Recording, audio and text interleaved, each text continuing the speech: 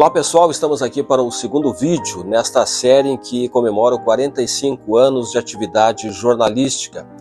Neste vídeo quero mostrar um pouco da minha infância, da juventude e também como tudo começou.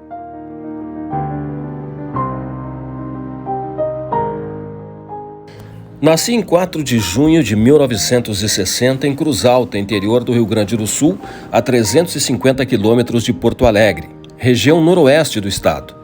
Nesta foto estava fazendo 1 ano de idade, nesta outra 2 anos, e já querendo jogar futebol. Nasci e me criei na Vila Ferroviária, como o nome diz, reduto de ferroviários da cidade. Meu pai foi um daqueles em determinado tempo, e mesmo depois ficou por ali desenvolvendo atividades esportivas no Rio Grandense, o time dos ferroviários, e no Internacional, equipe amadora também da Vila. Minha infância foi humilde, como era a situação da família, sem luxo nem conforto, mas com o suficiente para viver e aprender a se virar. Comecei meus estudos no Grupo Escolar Cidade de Cruz Alta, em 1966, um velho prédio vizinho à também antiga moradia do escritor Érico Veríssimo.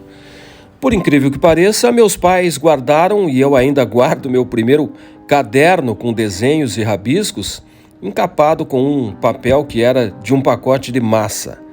E aí está também uma recordação escolar, aquelas tradicionais da época, do ano de 1968. Fui crescendo e sempre acompanhando de perto as atividades esportivas do meu pai, o famoso Tupizinho. Em 1966 fui mascote do Rio Grandense, junto com meu irmão Volmer e meu primo alemão. Por volta de 1973, acrescentei o futebol de mesa às minhas atividades diárias, sempre no turno inverso ao da escola. Jogava com meu irmão, mas as divergências logo nos separaram. Eu fazia os meus jogos sozinho e ele os dele. Para incrementar a brincadeira, procurava narrar os jogos, imitando meu ídolo Armindo Antônio Ranzolin, a quem ouvia pela Rádio Guaíba de Porto Alegre, no rádio que meu pai deixava os meus cuidados quando saía para trabalhar. Os anos foram passando assim, na década de 70. Tivemos uma transferência para Campo Novo em 76 e para Coronel Bicaco em 77. Meu pai foi treinar equipes amadoras que disputavam o campeonato estadual, sempre muito forte. Voltamos para Cruz Alta em 78 e já estava quase na hora de começar a trabalhar. Afinal, os 18 anos de idade se aproximavam. Naquela época, seguia jogando botão e já havia acrescentado outro incremento nos jogos, além das narrações fictícias. Após os jogos, escrevia textos em uma folha de papel, com uma máquina de escrever que meu pai comprou com um sacrifício, uma Olivetti vermelha, modelo Hermes Baby, que conservo até hoje. Para voltar a funcionar normalmente, precisaria de uma boa manutenção. Dedógrafo desde sempre, ao redor dos textos das revistinhas, desenhava cenas de jogos, imaginando ser os que fazia no futebol de mesa. Pintava com lápis de cor, e aqui estão alguns exemplares, datados de 77 e 78. Já era crescidinho, mas não conseguia abandonar o vício. Vício bom, diga-se de passagem. Foi aí nesse ano de 1978 que as coisas começaram a ficar sérias. Eu acompanhava o meu pai nos jogos do Rio Grandense, em casa e fora de casa pelo Rio Grande do Sul, viajando na maioria das vezes de carro, porque ônibus naquela época era uma raridade. Estas fotos são em Santana do Livramento, na fronteira com o Uruguai. Aí apareço na divisa dos dois países. Meu pai é o da direita. Esta outra é em Uruguaiana, fronteira com a Argentina. Eu ficava deslumbrado com essas viagens. Era para longe e na divisa com outros países. Eu achava o máximo. Após assistir a estes jogos e em casa também, colocava uma folha de papel na Olivetti vermelha, que mostrei antes, e escrevia uma crônica, com escalação e tudo. A brincadeira havia virado coisa séria. Numa destas vezes, o meu pai levou a matéria que escrevi sobre um jogo de futebol para o redator de esportes do jornal Diário Serrano, de Cruz Alta, que era um dos mais importantes do Rio Grande do Sul. O professor Borba, o editor, gostou do que viu e eu passei a ser colaborador da página esportiva. Em 1º de maio de 1978, Dia do Trabalhador, fui registrado e comecei a trabalhar no dia seguinte, com carteira assinada e tudo, no Hospital São Vicente de Paula.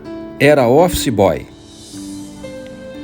E depois de 5 meses trabalhando no hospital e colaborando com o jornal, o redator foi demitido e eles me chamaram para assumir a vaga. Esta foi a minha primeira página escrita no Diário Serrano, publicada em 22 de setembro de 1978. Era o início oficial de minha carreira jornalística. Acompanhava os jogos de futebol amador e de futsal, basicamente, na cidade. Logo em seguida e paralelamente, passei a também escrever no jornal Folha do Povo, um trissemanal que era da mesma empresa. E assim eu fui por aproximadamente 1 ano, até setembro de 79, quando fui convidado a me transferir para Chapecó, onde seria inaugurado o jornal Diário da Manhã, uma filial do homônimo que tinha matriz em Passo Fundo. Além de mim, muitos outros funcionários do Diário Serrano também foram. Era uma colônia de cruzaltenses em Santa Catarina. Adorei a cidade logo de cara, bem nova, muito diferente da minha velha Cruz Alta. Aspectos urbanos bem diferentes, gostei demais. Ali no Diário da Manhã, um formato estándar, aqueles grandões, fiquei até agosto de 1980. Acompanhava a Chapecoense, clube profissional da cidade, fundado em 73 e que havia sido campeã estadual em 77. Mas em 79 e 80, a Chape vivia uma fase muito ruim. Uma de minhas primeiras entrevistas em Chapecó foi com o técnico Vacaria, no gramado do então estádio Índio Condá. Outra foto curiosíssima foi esta, em que apareço entre os reservas da Chapecoense em um dos jogos. Hoje, uma imagem inimaginável. Este último atleta à direita é o volante China, que depois jogou no Grêmio. Depois de quase 1 ano no Diário da Manhã, aceitei outro convite em Chapecó para escrever sobre esportes no jornal semanal O Jornal Catarinense. Nesta foto, inclusive, entrevisto o então presidente do Internacional, José Asmus, que havia ido a Chapecó comprar o passe do atacante Barbieri. Esta foi uma decisão equivocada. Depois de 6 meses, o jornal fechou e eu fiquei desempregado. Fui convidado para trabalhar na rádio Índio Condá, em fevereiro de 81, mas como estava com saudade de casa já há quase 2 anos longe de Cruz Alta, eu preferi voltar para a minha cidade natal. Em abril de 1981, aceitei um convite do empresário Francisco Maciel para ser editor do jornal Minuano, um semanal da cidade de Santa Bárbara do Sul, a 70 quilômetros de Cruz Alta. Fiquei ali em Santa Bárbara por 10 meses, quando novamente retornei a Cruz Alta. No retorno à Cruz Alta, meio desiludido já com a questão financeira que encontrava nos jornais, eu quis ganhar mais e fui trabalhar no Banco Sul Brasileiro. Mas não abandonei totalmente a carreira de jornalista. Paralelamente ao banco, editava a página esportiva do jornal Cruz Alta Urgente, um concorrente do Diário Serrano. Fiquei ali pouco tempo, mas não mais que 4 meses. Jornal pela manhã, banco à tarde. Mas preferi me dedicar só ao banco por um tempo.